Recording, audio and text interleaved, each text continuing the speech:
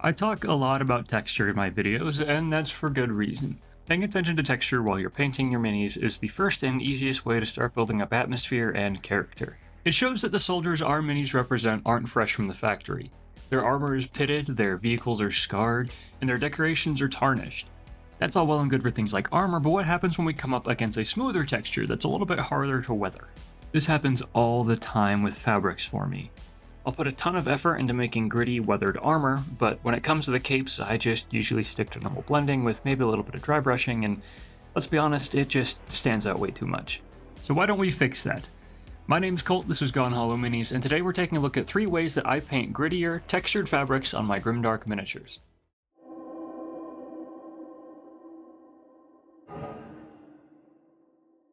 Now whether you're painting sci-fi or fantasy miniatures, you're gonna run into a lot of fabrics. Big billowy cloaks, regular clothes, or battered trench coats, they're all the same, and understanding those fabrics is an important first step in knowing how to start painting them. The Chaos Warrior's cloak, for instance, will be made of a different material and will weather differently than a Space Marine's loincloth. It's also important to keep in mind your army's lore and story going into this. If your Space Marines are super sneaky and engage in stealth combat more than open combat, maybe a less textured approach would be better for you. Okay, so now that we've got the preliminary stuff out of the way, how do we actually start to work on this? Well, one of the things that we need to keep in mind going forward is that we're going to spend less time on blending and more time on texture, but there's still a balance to strike between the two. Focusing more on texture instead of blending will do 2 main things. One, it'll make our painting process a whole lot quicker, in comparison anyway. Without having to stress over making nice smooth blends, the process of slapping paint onto our mini becomes a whole lot more straightforward. On top of that, we get a lot more control over what our material actually looks like.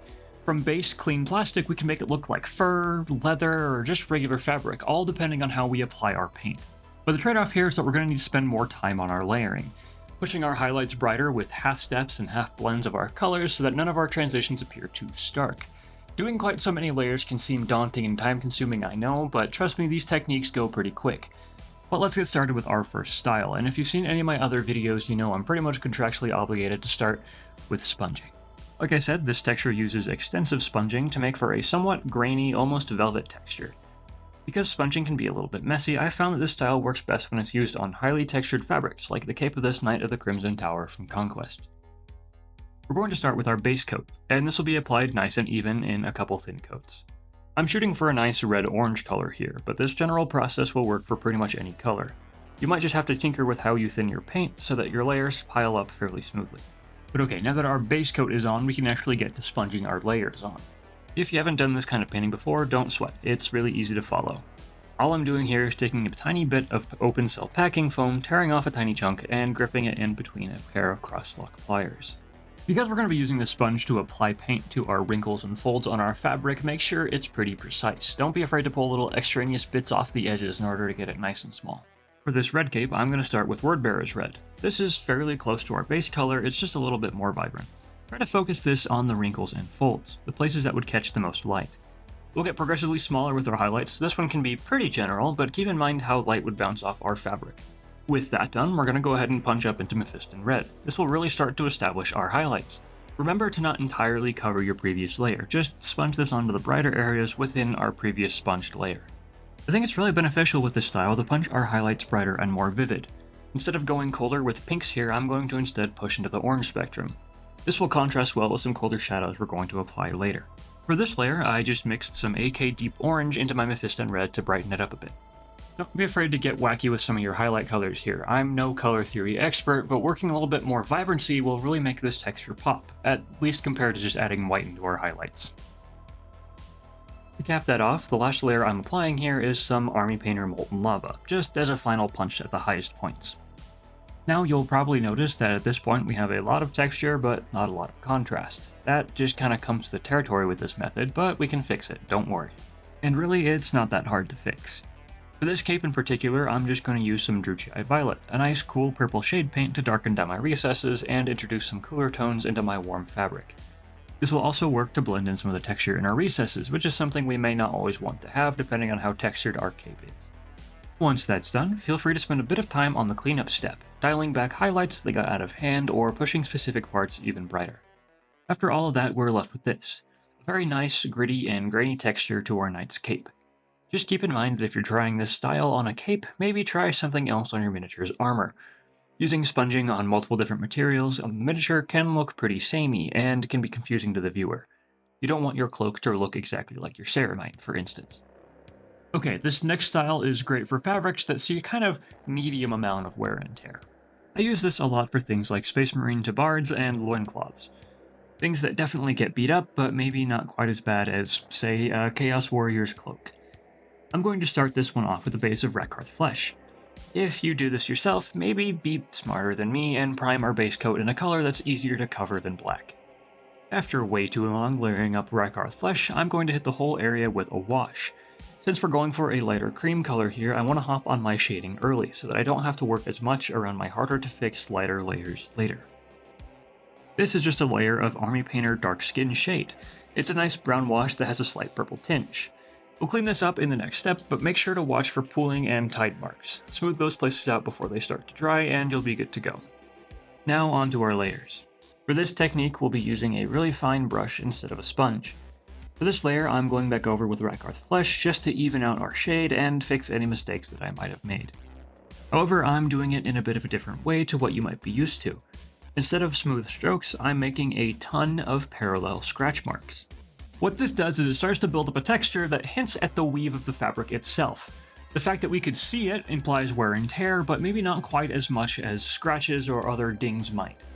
Pattern is key here, striking that balance between actually building up opacity on our layers and keeping the scratchy weathered texture. I'm making sure to keep that in mind as I work into my next layer. This is just Rakarth flesh mixed with a little brain matter beige to lighten it, while still staying in that kind of beige to cream hue. I'm making sure to apply these highlight layers on the parts of the model that would receive more sunlight. So the tops of the folds, along these little creases, and anywhere that I would normally be working on volume if I were highlighting this all normally. Now one last layer here, and this is pure brain matter beige, only on the highest and brightest parts of the cloth. At this point, if you want a little more direction to your cloth, you can add a few perpendicular lines instead of parallel ones, showing another dimension to the fabric's weave. Only apply this to the higher, brighter parts of the fabric and try to be a little random with the placement. We don't want it to end up looking like a grid. After that, we're just going in and reinforcing our shadows with a glaze mix of Brigandine Brown and African Shadow to try and match our original shade wash. Which leaves us with something like this.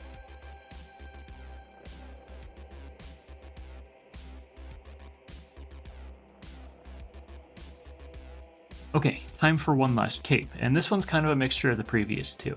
Sometimes we want to show scratchy weathered cape without following the actual weave of our fabric. Some capes and cloaks see so much use, so much battle, that years of wear and tear compile on top of each other, and that's what we're going to try and emulate with this style. I'm going to start on this Chaos Warrior with Scarab Green. This is one of my favorite shades of green in any miniature paint range, and its slight tinge of blue opens up some interesting highlighting opportunities. But again, this general idea will work with any color. We're going to move up in highlights to Scarab Green mixed with Temple Gate Teal. We're going to use a very thin brush, just like last time, but instead of doing nice even lines, we're going to get messy. Apply this color with a dense layer of overlaid random hatch marks. The more random the better with these. Make some longer, some shorter, some angled up, and some angled down. We want this first layer to be dense at our highlight points, but more visibly scratchy at the edges.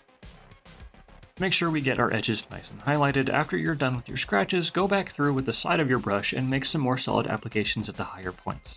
This is pretty much how this process goes. We're going to be building up our layers with random, chaotic clusters of scratches that focus on our highlights on the folds and wrinkles of our fabric. This retains the varied, weathered appearance of the first method, but with the deliberate strokes of the previous method. Anyway, with this style, it's even more important to use as many layers as possible. Otherwise, our layers will be too stark, and it'll appear messy instead of weathered. This layer is pure Templegate Teal, for instance, building off of the mix from the last layer. Now for this next part, I just want to make one quick note about this specific type of green that I'm using because I really love it. While I could use brighter and brighter greens for my highlights, I'm instead going to work some turquoises into my highlight layers. Teal and turquoise both contain blue and green hues, but exist on different ends of that spectrum. Teal tends to be greener, while turquoise is more on the blue end. Because of this, we can use turquoises to brighten our teal colors, which will give us a more interesting, more vibrant look than if we just stayed within the teal family. But anyway, side note aside, the point is that we're going to mix lighter turquoises into our teal for our next scratchy layers. I don't want to go too bright here, remember the whole layering thing from earlier. First, I'm just mixing a bit of Hydra Turquoise into my Templegate Teal. This will definitely brighten it up without making the jump too stark or too blue. These scratches are getting finer and more focused on the lighter parts of the cloak. If you had any particularly large scratches in your previous layers, go ahead and place another scratch on top of them with this lighter pass to help highlight them and reinforce our weathering. Now okay, last layer. Templegate Teal plus Aquamarine. This will go on, you guessed it, the highest parts of the cloak. Really focus in on where light would be hitting the cloaks the most to make the brightest, punchiest highlights. Now that all of our layers are done, we just need to glaze our shade color into our recesses. I'm sure you guessed by now, but this is Scarab Green, African Shadow, and a tiny bit of black. Man, purple is just the best color for absolutely anything on absolutely any miniature ever. If you ask me anyway. On fabrics with as much topography as this cape, I also find it handy to have my base color, Scarab Green, on hand as well. This just helps me blend in some of those midtones with the deeper shadows. But with that last shade layer done, let's pause and take a look at what all of these different techniques can add up to.